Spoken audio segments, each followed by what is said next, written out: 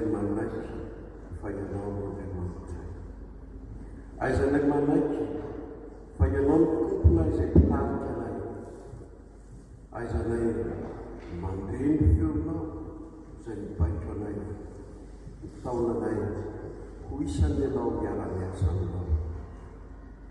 Mangataka indrindra izay Jesosy, izay rehetra mipao, izay rehetra manelingelinao anaty fo sy ny sainay, ka tsy andrenisanay feonao ny horavahanao amin'izany. Fa mitenena aminay Kristy io, fa mitenenao izay. Amin'ny anaranao Jesosy Kristy angatana izany. Amen. Ny ten'Andriamanitra izay anjarantsika amin'izao isataona zakakely faharoapolony fifila izao dia ny teny faneva arak'izay hita amin'ny angay fa voalohany andininy fahavaloby. Kanefa dia ovakitsika ny angay toko voalohany ny andininy fahafito ka tamin'ny faharoambin'ny folo. Angay toko voalohany ny andininy fahafito ka tamin'ny faharoambin'ny folo. Izao ny vatany teny amin'ny anarana Jesosy.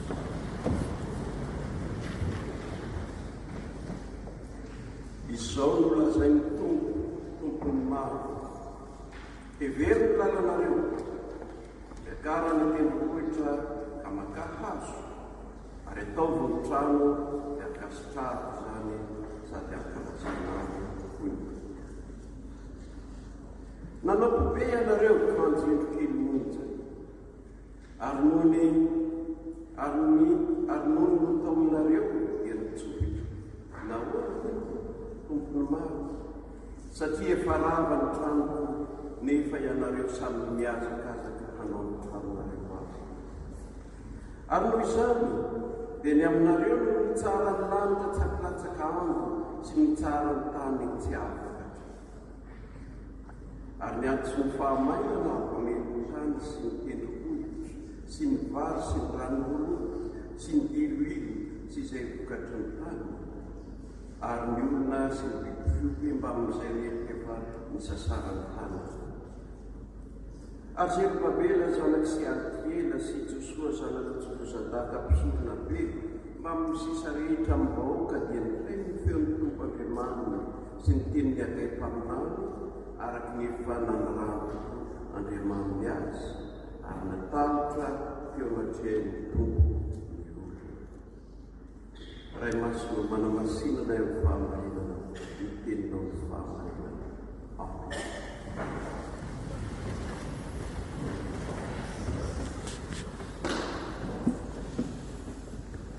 Ry fiangonana malala ho aminareo rehetra ny fahasoavana mampiadanana avy amin'Andriamanitra raitsika sy Jesosy Kristy tompontsika.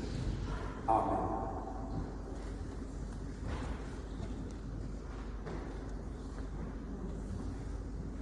Sahirana eo anatrehan'ny toetry ny olona Andriamanitra.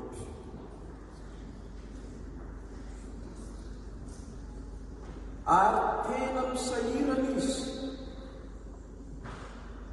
mba hamonjeny ny olona.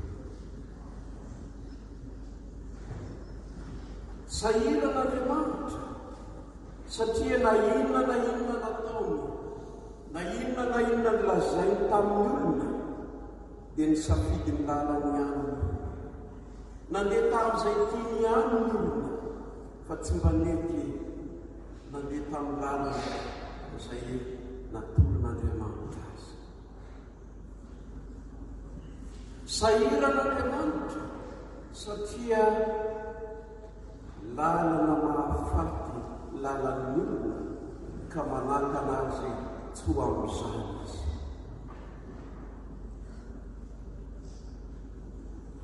Sahirana koa Andriamanitra amin'ny lafiny anankiray satria tiany loatra ny olona ka tsy mba hainy nanery azy. Tsy mba hainy nanery ny olona, fa taraina mandrakariva eo amin'ny olona izy mba handraisan'ny olona ny famonjena izay atolony. Toy ny taraina mandrakariva eo anatrehan'ny olona izy mba hienomin'ny olona ny teniny. Ka izany indrindra nitenenan'ny zanak'Israely mba hevery ny lalanareo. Hevery ny lalanareo e. Taizy iny nalehanareo iny. Maka izy ny lalana andehananareo iny.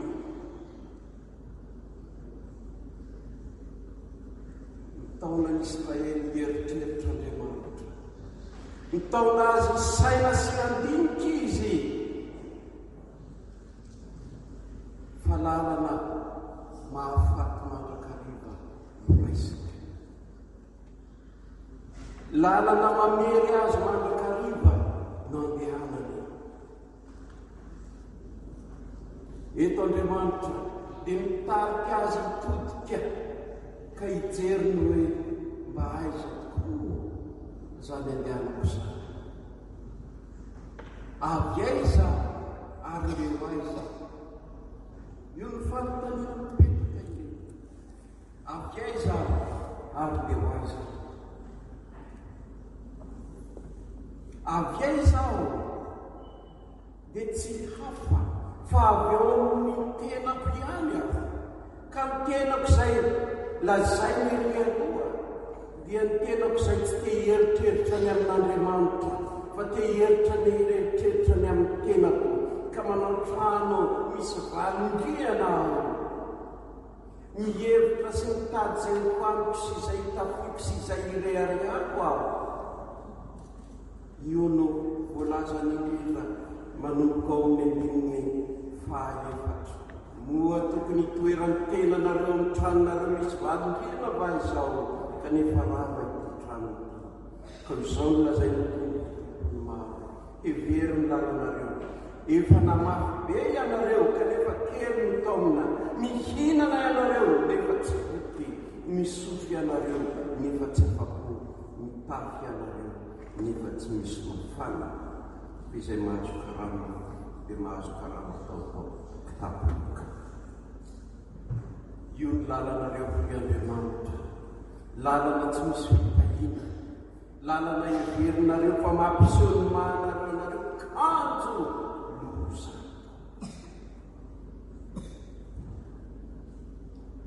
Tsy zany hoe ny lalany mono na ny miseho azo mino ankehitriny.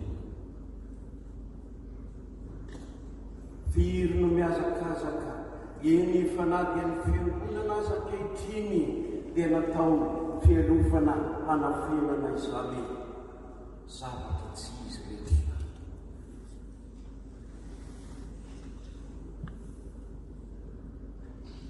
Mieritreritra isika ankehitriny. Asa ianareo fa izaho mieritreritra ankehitriny hatramin'ny vina ny mbola afaka malalaka isika. Hatramin'ny vina ny mbola afaka hivavaka malalaka tahaka izao ianao. Fa raha ny zava-misy ankehitriny toa mampitahotra ihany. Mirongatra ankehitriny ny fanenjehana isan-karazany tsy nominina fa noho ny ataon'ny kristianina ihany betsaka. Raha mijery ny zava-misy mahazo ny fiangonana katolika amin'izao fotoana izao isika miorikototra.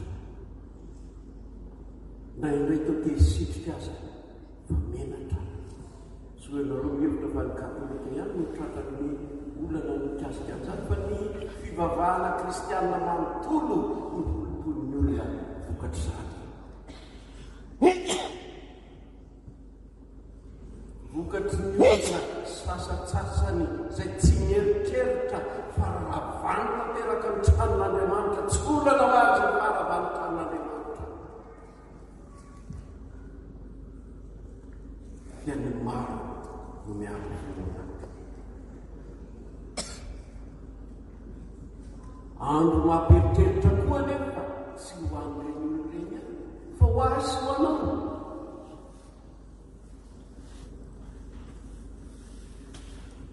Moa mieritreritra ny amin'ny tranon'Andriamanitra tokoa ve ianao?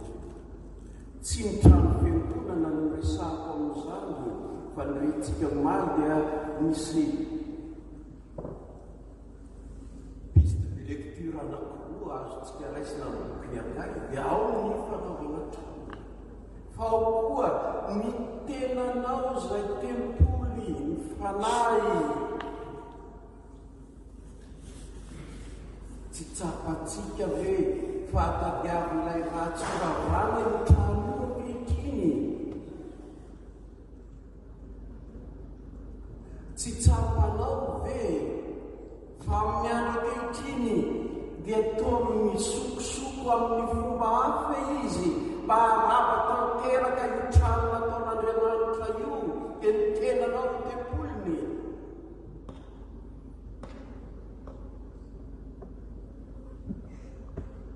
Miova fihetsika ilay ratsy ka tsy miady aminao amin'ny fomba ivelany intsony izy, fa idirana avy ao anatiny ianao mifokany.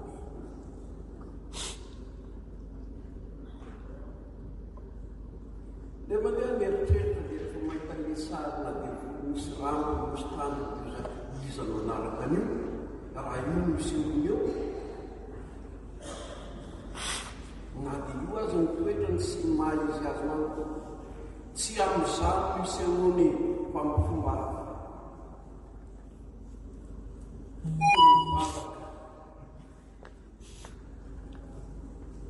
Raha mijery isika amin'izao andro zao dia miady, tsika protestanta dia misy ady anankiroa. Dia ny ady anankiray ilay antsoina hoe ny fiangonana klasika institutionnelle, dia tsy amin'ila ny fiangonana anankiray milaza azy ho evangelika hely, dia milaza ny hoe iretsy efa tsisy tsony fa raha vao fa itindray zao no izy. Tsy izany hoe ny zavatra hitantsika kehitriny. Dia mifanentsika ny kristianina, nenay ny marina fa nenareo diso, nenay nyzao fa nenareo no ritsy. Dia koa Andriamanitra ravanatra fa tsy mampaninona nareo, satria inona ny any ny voninahitrareo, ny aminareo zany ny mahamaika anareo, fa tsy mampaninona nareo maharavatra. Tsy mampaninona nareo ny mifanenjika sy ny fanaratsy sy ny fanimba mba hitenenana ratsy ny anarako any amin'ny Jean-Christ amiko Andriamanitra. Ka hitenenany Jean-Christ hoe zany hoe natao hoe mpivavaka izy tonde hiditra ao.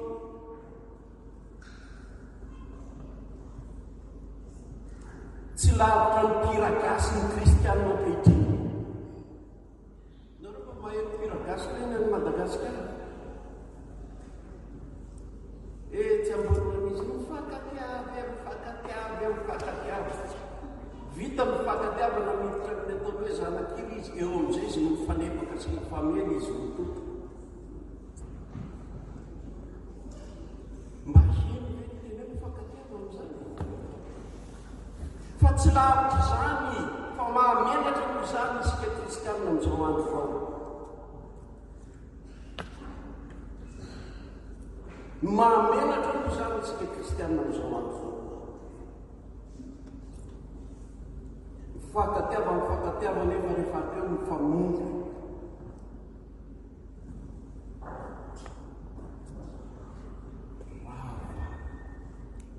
Ravatsika ny tranon'Andriamanitra.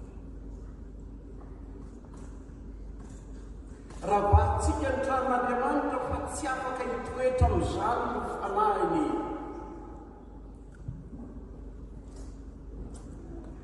Io no etsony sia tenenany ankehitriny amin'ny olona hoe hevero ny lalanareo, hevero ny lalanareo. Amin'izany izy dia miantso antsika hanao ny trano araka ny tokony ho izy, hanao ny trano araka ny maha izy azy tanteraka, ka maniraka mibaiko ny amin'ny hanaovana ny trano. Dia ny trano izay lazainy fa misy tahina, ny trano izay lazainy fankasitrahany, ny trano izay lazainy fa ao nanomezany ny fiatanana. Io no planina n'Andriamanitra, io no fikasany indrindra amin'izany trano asainy amorona izany. Raha mikasa anao tempoly Davida tamin'ny fotoanandro, dia izao ny fanontanian'Andriamanitra taminy. Trano manao ahoana amin'izao ataonao azo? Mba trano manao izy. Fa ny lanitra no misy ny seza fiandrianako, ary ny tany no misy ny fitoeran-tongotro, ka trano manao trano. Izay lazain'Andriamanitra dia tsotra, tsy izao, tsy anao no mahavita trano, fa io indrindra no lazainy tamin'ny Davida hoe fa izao no fanao trano manao. Eo amin'izay indrindra nanesoran'Andriamanitra izay karazam-pirehareana rehetra heverina ho azo atao, fa asehony aminao fa izy no miasa. Ka raha naniraka izy hoe makarany tendrombohitra ka makany hazo, dia amin'izany indrindra manorany ianao hitolika amin'ny lalana. Eo no manana ny heviny indrindra ny teny eto maniraka no hoe mandehana, satria ny teny Hebreo rehefa miteny aminao hoe mandehana dia miteny izy hoe leha, izany hoe mandehana makao aminao vo afaka mandeha. Va vers toi.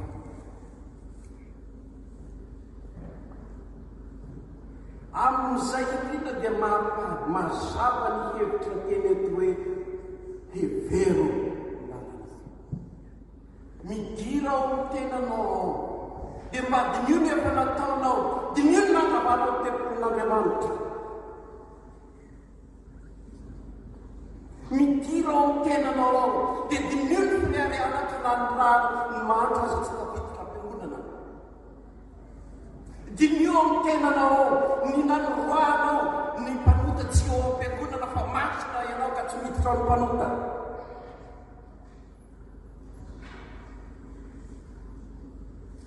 No ravanao tempolin'Andriamanitra.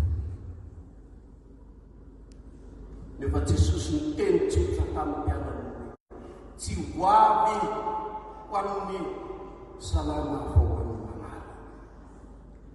Natao ho an'ny mpanota, ho an'ny marary ny afamonjena ny fiangonana.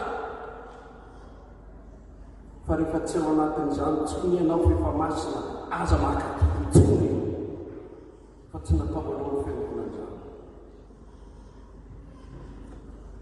Fa izao ny tonga eto dia mpanota mila ny famonjeny Jesosy ao.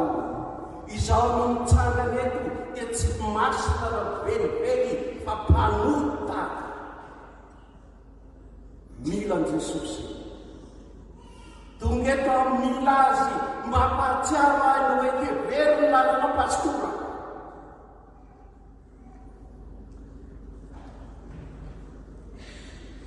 Ary izany no teny ho an'ny fifoazana manitra.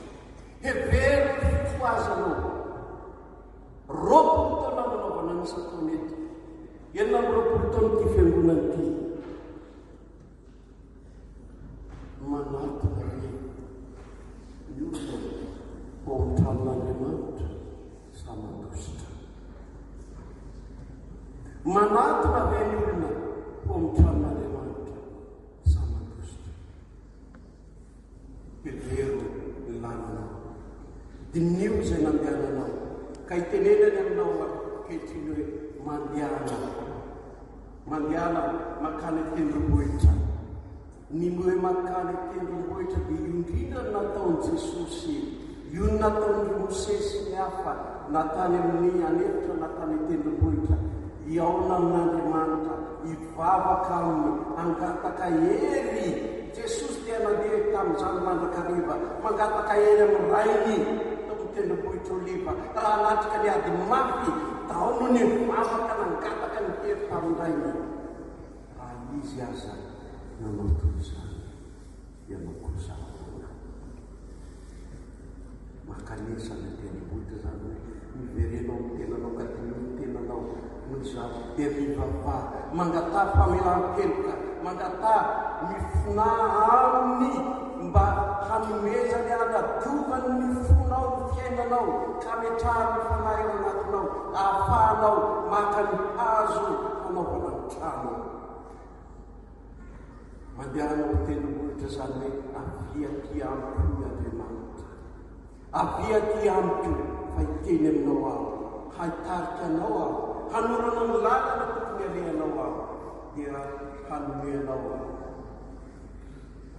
io lay hazo efatra lazainy vokony eto akaeto dia hitatsika indrindra zany amin'ny ilazany hazo efatra dia ny voloka ny aviavy ny vokabenao ary ny oliva ireo tsy natson'Andriamanitra hanana firehareana ianao ka andeha any amin'ny toerakafa satria raha ny tokony izy dia tsy tokony raha ny tenivohitra manodidina Jerosalema dia tsy ahitana hazo fa ny tendrombohitra ahitana ny hazo anaovana izany raha ny trano hoe fizika dia tokony ho an'ny mpanoma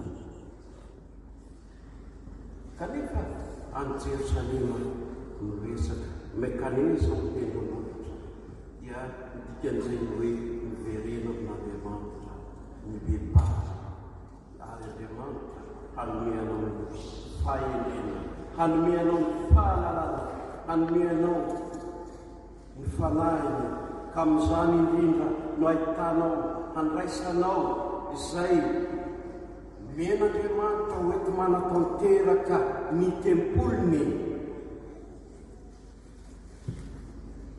izay hoety manatanteraka ny tempolony dia tsy hafa fa tahaka ny hazo voaloka izay nataon'i Jesosy ohatra ny amin'ny tenany ka mamovoa misy voatsara ho an'ny fihinana misy voatsara mitondra fifaliana ho an'izay mandray azy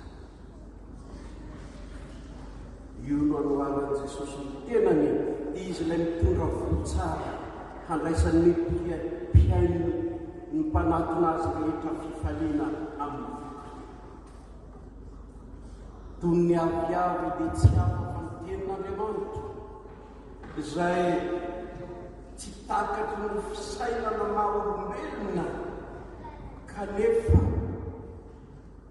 Andriamanitra miteny amin'ny alalan'ny fitalian'ny fanahy masina ka tsy takatry ny sainao fa apetraka Andriamanitra ao amin'ny alalan'ny teniny satria trano fitoerany teniny toy ny laben-danitra amin'izany satria zanak'Andriamanitra ianao tsy ilain'Andriamanitra ny fanandratan-tenanao tsy tian'Andriamanitra ny firehareanao fa izy irery ihany no manandratra anao amin'izay fifaliany amin'ny mahazanany ianao izay miara-miasa aminy velomin'ny teniny ka dia izy no manandratra anao izy no manandratra anao ary amin'izay ny oliva dia tsy hafa fa lay hazo mitondra fiadanana lay hazo mitondra fifaliana ho an'ny hafa dia amin'izay indrindra no fahatanterahany ka amin'izay izy dia trano velona tranon'Andriamanitra tokoa trano nataon'Andriamanitra tokoa izy ka izay rehetra tonga ho aminy koa dia mandray fitahina sy ny fifaliana izay omena Andriamanitra amin'izay no tanteraka ny amin'ilay trano izay lazain'Andriamanitra hoe ankasitrahako izany trano izany ankasitrahako izany trano izany ka avy eo mivoaka ny fiadanana ankasitrahako izany trano trano izany ka aveo mahitany olona fifaliana sy fiainana. Ankasitrahako izany trano izany satria mitoetra ao aho, omemboninahitra ao aho. Izany tenin'ny tompony hoe ankalazaina ao izany trano izany aho.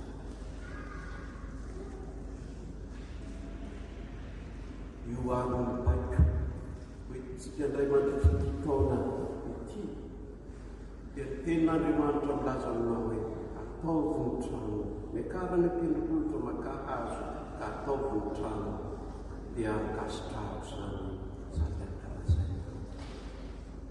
Ahita fifaliana sy fiadanana ny fifoazana aminy ary izay miaona aminy sy mifandray aminy anie dia andraiko izany fiadanana izany ka ankalazan'Andriamanitra. Eto tokoa, eto amin'ity fitoerana eto amin'ity trano ity tokoa izy mitoetra eto tokoa izy. Ho resy lahatra ny Jesokrista ka na izay manenjika aza dia mibaby Kristy.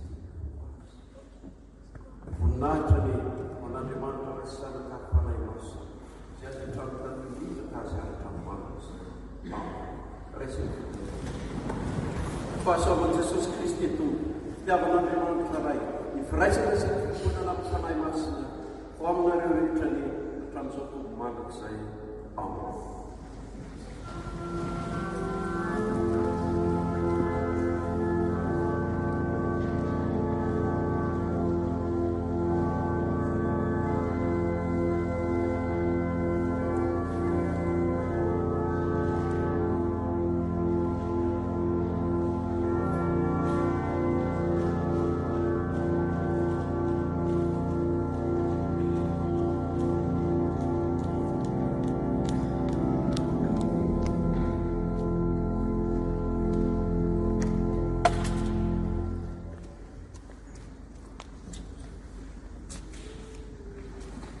Misaotan'Andriamanitra isizeriana niteny pasoavana izay noeny manjaratsika amin'ny ary misaotra indrindra koa ny ray aman-dren'ny pastora filohan'ny synodam-paritany pastora Dr. Universitazy itorany telo atsika.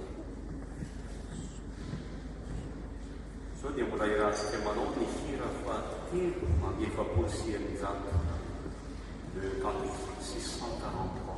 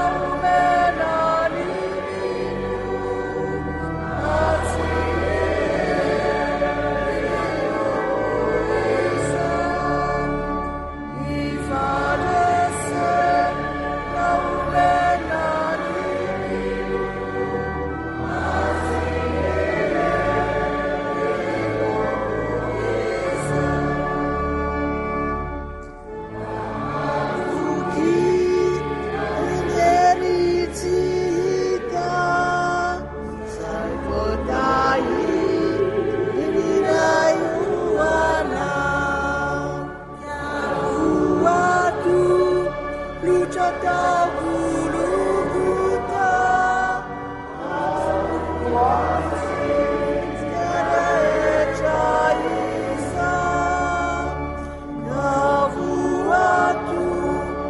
Jatabu